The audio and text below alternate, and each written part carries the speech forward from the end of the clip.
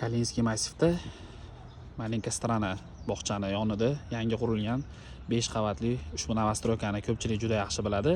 Bu kvartiramizda bugun sizlarga yangi remontdan chiqqan juda ham ideal, ya'ni neoklassika holatida bitirilgan 3 xonali uy sotuvga qo'yapmiz. Ichkaridan to'liq obzorini olib beramiz. Bu kvartiramizning mana hol qismi, bu tomonda kirish asosiy eshigimiz. Ko'ringlar, mana juda ham ideal holatda, juda ham did bilan remont qilingan. Barcha ko'rib turgan uydagi hamma jihozlaring qoladi. Bu tomondan boshlaymiz.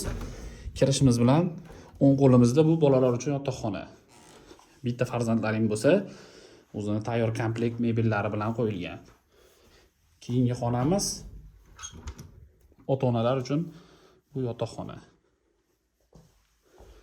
Konditsioner, televizor, to'liq bitaviy texnikalari, barcha mebellari bilan sotiladi. Narxini oxirida aytib o'tamiz. Videoni oxirigacha ko'ringlar. Narxi ham juda ham zo'r. Bu kattagina bu sanuzilimiz. Juda ham ideal holatda bitgan sanuzilimiz ham. Kattagina. Yana bitta qiziq ma'lumot aytib o'tib ketishimiz kerak. Bu uy hozir umuman ta'mirtalab emas.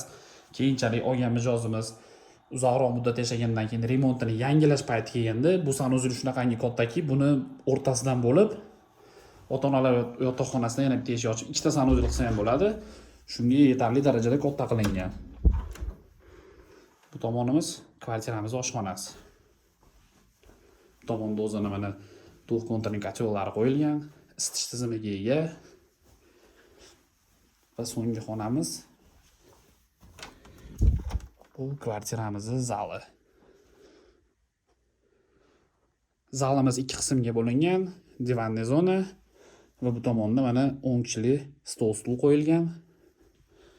Uyimiz juda ham zo'r holatda. Egalari boshida $70,000 aytishyapti. Hozir puli zarurroq ekan. Naqd puli bor mijozlarimiz bo'lsa 64,000 qo'ying, yana ozroq kelishtirib beramiz deyishdi. Bizga aloqaga chiqinglar. Biz orqali kelgan mijozga xudo xolasa yaxshi narxlarda kelishtirib beriladi. Sog' bo'linglar.